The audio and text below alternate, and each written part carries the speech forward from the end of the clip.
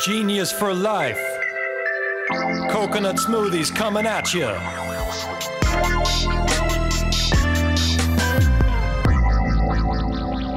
Hello there. Welcome to episode 102 of 15 Minutes of Genius. I am your host, your kind of semi-genius host, Alex Baer, founder and CEO of Genius Juice.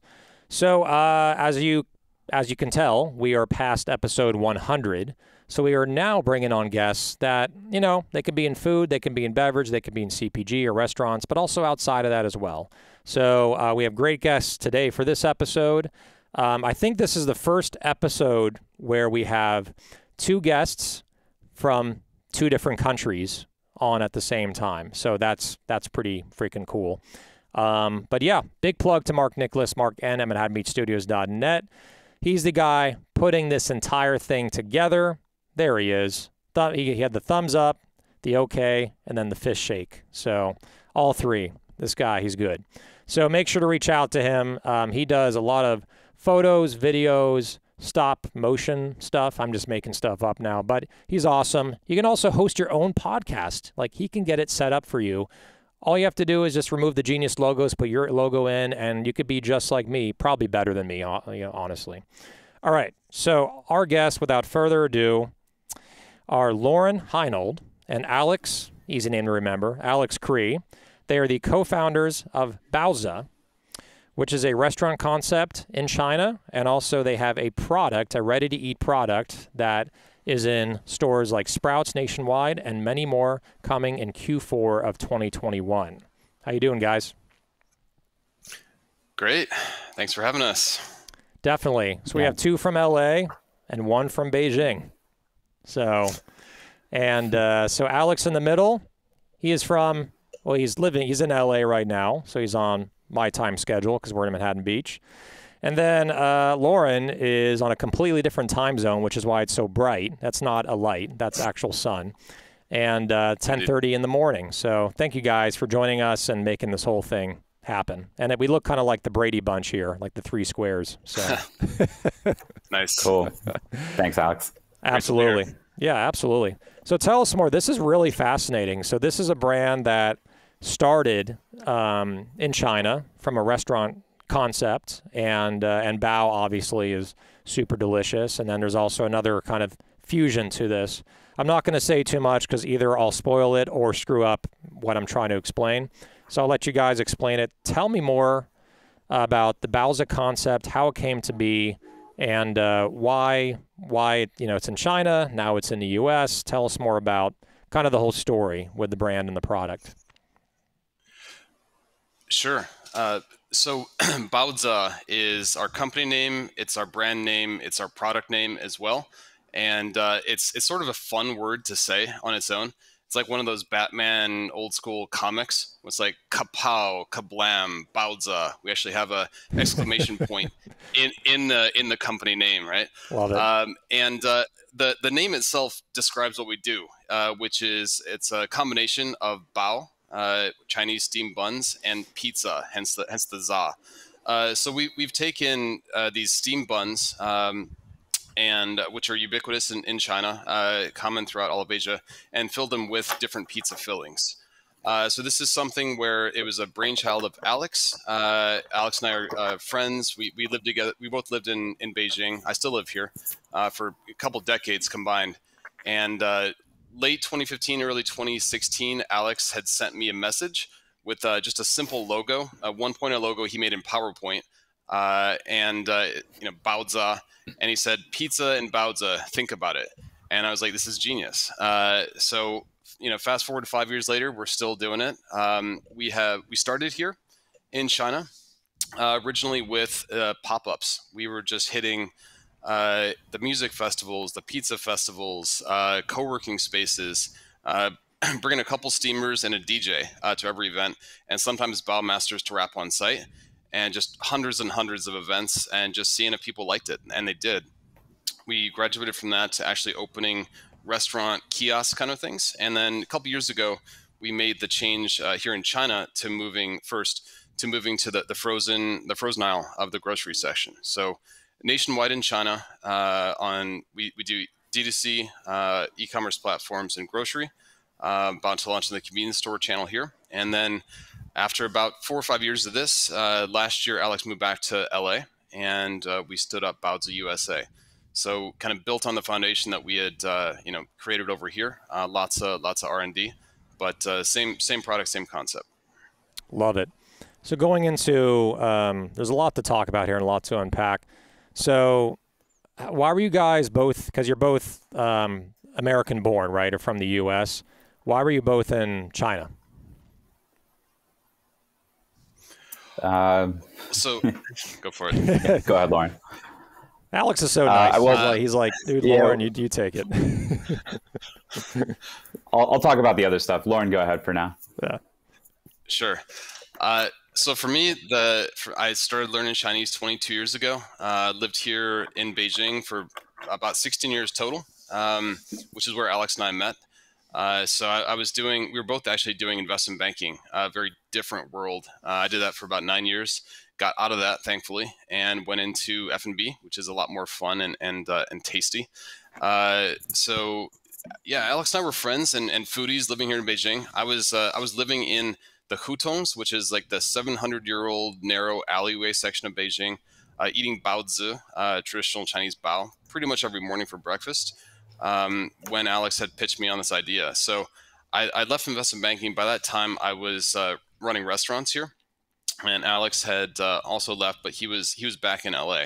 And we thought the idea was cool enough. It kind of appealed to our quirky sense of humor as well as our foodie side. And that's when we talked about it a lot on the phone, and then finally agreed that it made sense for him to move back to Beijing and for us to give this a shot.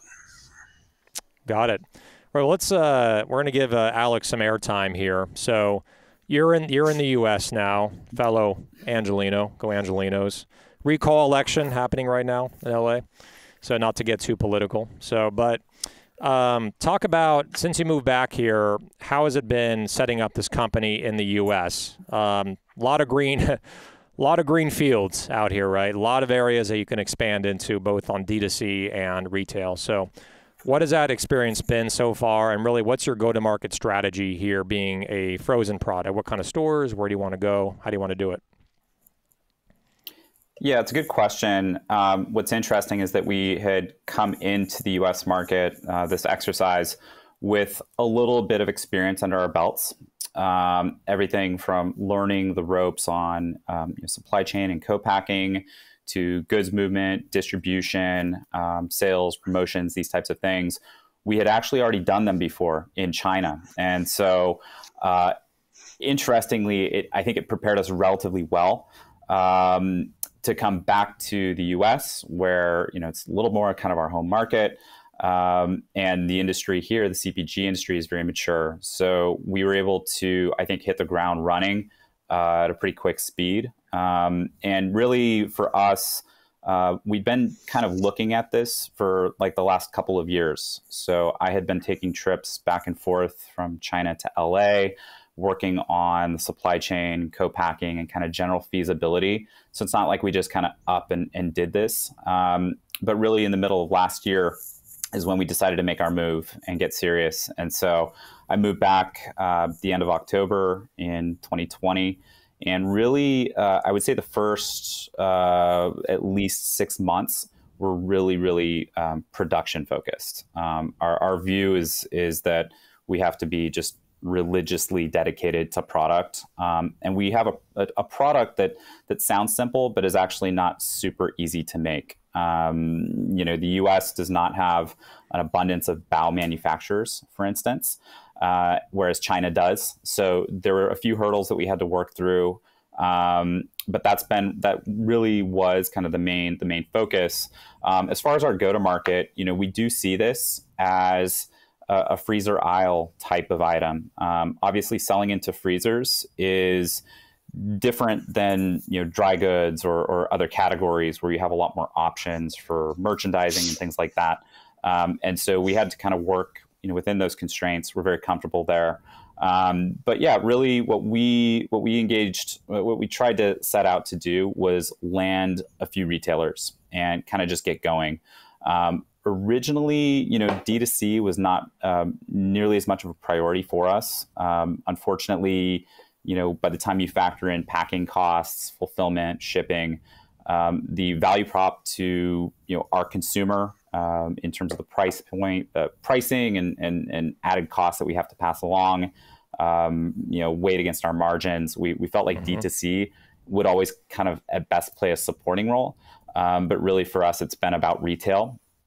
We engaged a fantastic sales agent. It was actually one of the first things that we did even before we were out of co-packing and stood up fully in production. Very smart. And they are very experienced. And they went out and actually started teasing buyers even during the winter when we weren't even sure if this was going to like fully happen. And so by the time that we were really in production, ready to roll out kind of our first initial production runs, they had teased enough buyers that we already had what we would call probably some pretty intense interest. And so we were able to land our first account starting in, I think it was end of May or end of June, which was Sprouts.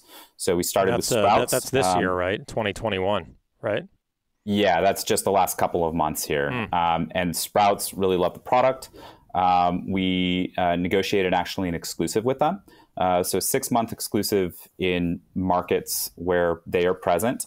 And we made an effort to really go all in and really try to, promote around that. So that's been the majority of the strategy so far. And then, while we're rolling through our exclusive period, which will go till about the end of the year, again, only in certain markets, we now are able to pick off other markets. So we're doing new at Kehi in 2 DCs, which are Romeoville in Maryland. So kind of the Northeast, Upper Midwest, we see as very fertile ground. We're actually gaining new accounts there as we speak.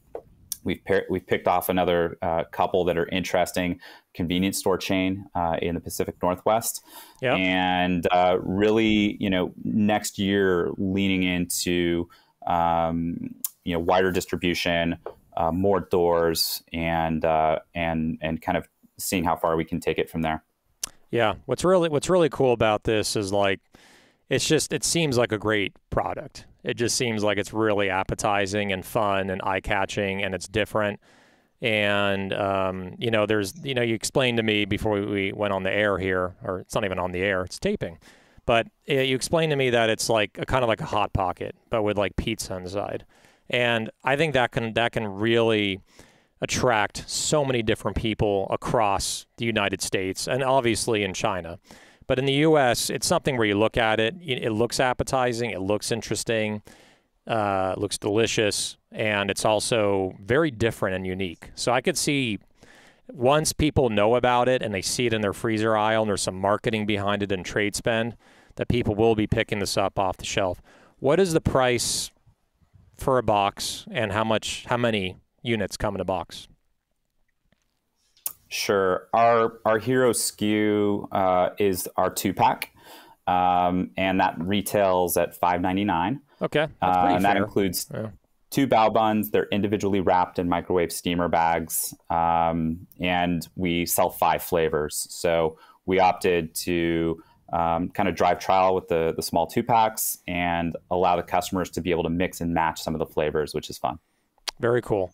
Very well done. And I can only imagine, I know it's a whole nother conversation about the production side, right? About, you're like laughing, you're like, it was a freaking nightmare. Like finding the right manufacturers. I mean, coming from this world, right, of manufacturing where we make a very specialized product, which is shucked whole coconut, the water and the meat freshly blended and then put into a bottle. I can definitely appreciate the work that you guys did to actually make this product happen, to have the microwavable bags, to have the bao bun, to have the ingredients inside. It is not easy, people, to make products like this that are highly specialized. We're not making, water, with lemon concentrated in here. Like, we're making really highly specialized products. Back to Loren. So on the China side, do you foresee that, are the sales in China going to stay larger than the U.S., or is there an opportunity in the U.S. where that could surpass the sales in China What are your thoughts? I mean, they're two very different markets, and I think in the U.S. we're stepping into a market that, because of some of the other brands out there's a lot of individual pizza, frozen single serve pizza snacks. So the customers are kind of used to that. Versus in China, we're doing a lot more market education. So I think that we like the market here in China. What we're seeing is a pretty strong correlation between age and how much people are willing to try Baozza and get into it. So kind of the younger, the better. And that's, it really depends. If you look at the Chinese market and things like Pizza Hut coming in and just pizza being available, for people above, older than 40 or 50, that just was not a thing for them growing up. Mm-hmm. Versus, kids who are in elementary school today, cheese is normal for them. And pizza is a normal thing. So we're looking at China as a little bit more of a long-term play and really more focused on, starting as a kids, as a young adults product, and we're kind of growing with the market. So as the frozen chain itself, which is also a relatively recent thing here, as that develops, as our customers grow older, as premium supermarkets expand, we're kind of growing with the market. Versus in the U.S., where we're stepping into a pretty well-defined market already and just offering something that's new and different. Exactly. And what's really cool about the product is that it's kind of a hybrid of two different items: the bao, which is very popular in China, and then pizza, which is very popular in the U.S. And you're just combining those together. So you're capturing a really nice market. One thing that, and I think this is going to be really, we have a lot of guests, on this show. We're at episode 102, and I would say this is really the top 5. I put like Pan's mushroom jerky, right, which is just a great freaking idea, right? Just like jerky that's vegan, and the mushroom, the shiitake, has a nice kind of jerky feel to it. There's probably about 3 or 4 brands that I can hand pick that I'm like, this could go to like 50 to 100 million. Like I'm confident that it can. And this is one of those. Take it for what it's worth. I have a good feeling about this brand and this product. This is not a plug. They didn't, PayPal me money from Beijing to say this, or give me crypto to say this. This is the truth. So I'm really excited for you guys. I think you got a really special product and a great opportunity here. I wanted to jump back into you're welcome. I want to jump back into D2C for a second. We have a refrigerated product. Genius Juice is perishable. We have a 3PL partner. So you guys, are you not doing D2C right now? So for D2C, technically we are. We're doing that through Goldbelly. Interesting. What's Goldbelly? I never heard of it. So Goldbelly, goldbelly.com. It's spelled exactly the way that it sounds. It's a really cool curated marketplace for unique foods and regional foods and chefs, specialty chefs from around the United States. They specialize in shipping frozen and refrigerated foods, everything from cakes to Philly cheesesteak kits to pizzas, right? You can get a Geno's pizza from Chicago delivered to your home in Los Angeles, or you can get a key lime pie from Florida delivered up to Seattle. They delivered all 50 states. We found we leaned into Goldbelly initially because it was kind of a quick and efficient way to get our product out into more hands and to get a little bit of reach. When we were first looking at 3PLs was during the kind of peak of the pandemic. And we actually didn't have very good luck convincing any cold storage providers to actually take our account. A lot of the freezer space was full, and we weren't able to actually move that ball forward. And we also looked at Goldbelly as an opportunity to kind of co-market and exist in more of a curated marketplace, which would allow people to kind of look at our brand in a broader context and make us look maybe a little more part of the set, a little more established. And it was obviously inexpensive. It was free to get rolling. And we decided to kind of stay very lean at the outset, really focus, in my time at least, on the production side and kind of the retail and distribution side, instead of going out, spending a ton of money and developing our own D2C capability.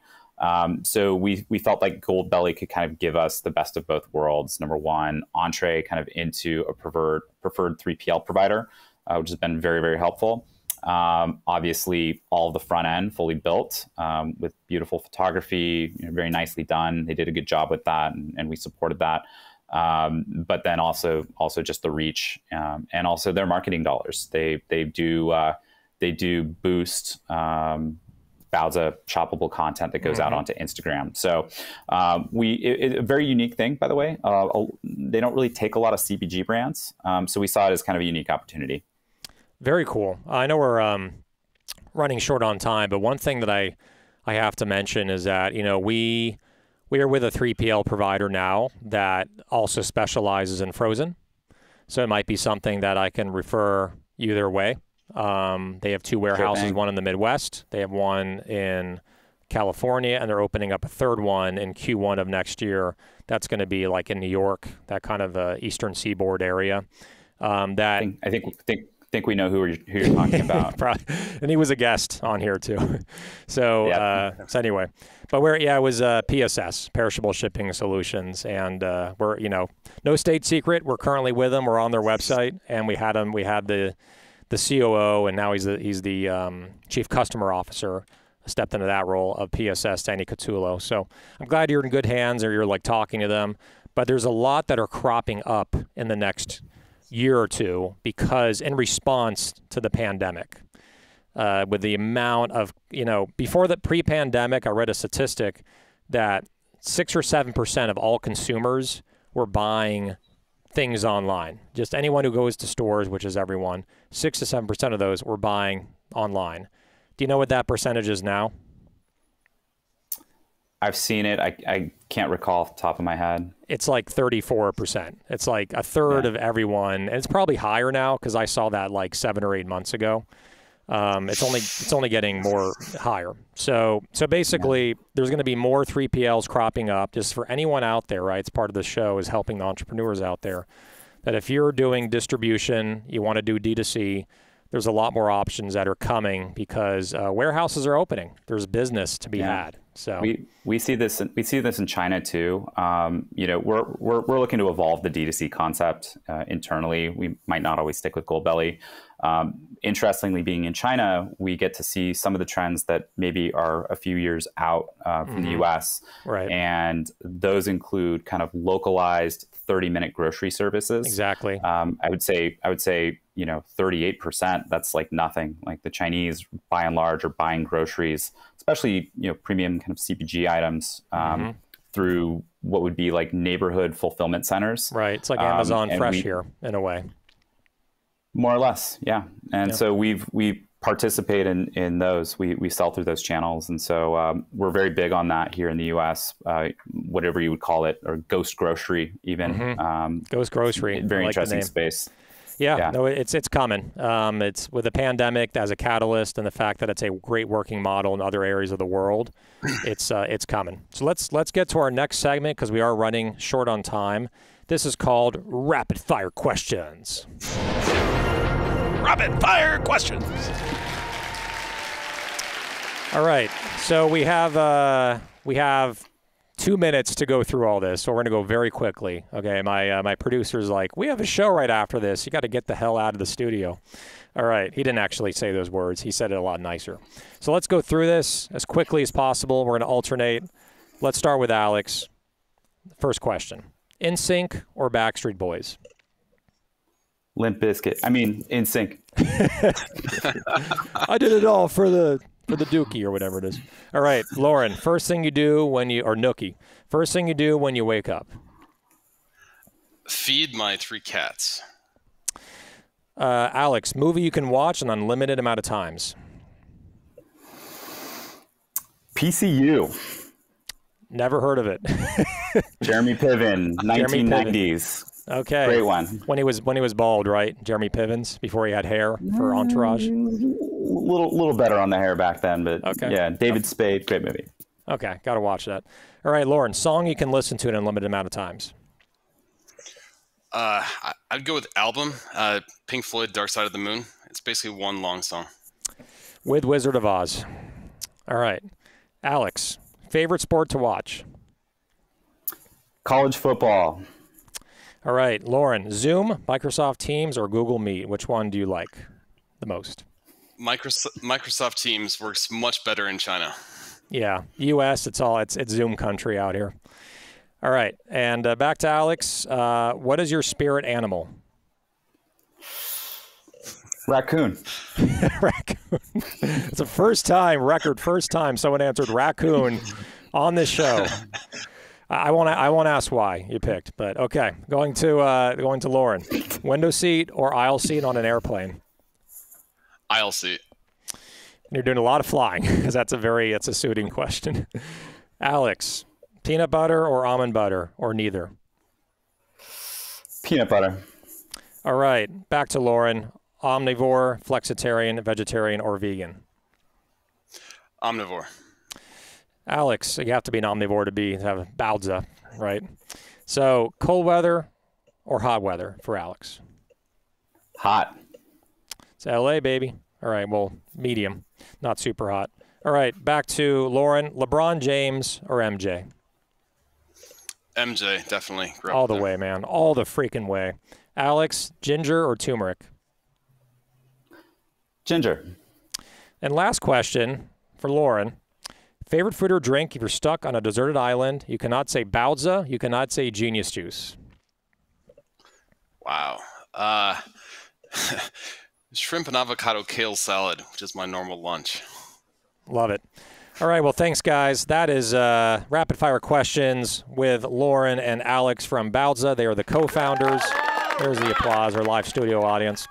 All right, so thank you guys for joining us from, again, different areas in the world. First time we've had someone from the U.S. and someone from China on at the same time. Thank you so much, guys, for joining us on episode 102, and have a wonderful night and a wonderful day as well. Thank you so much, All right, Alex. thanks a lot. Take care, guys. Thanks, You got it. All right. Bye. And I'm going to pick up that product. Sprouts, nationwide, Baozza. All right, so that's episode 102 in the books. Make sure to reach out to Mark Nicholas, mark@animatedmeatstudios.net for your editing desires. He is awesome. So one last thing. Stay Baozza and genius, my friends.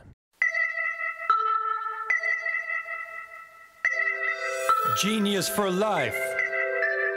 Coconut smoothies coming at you.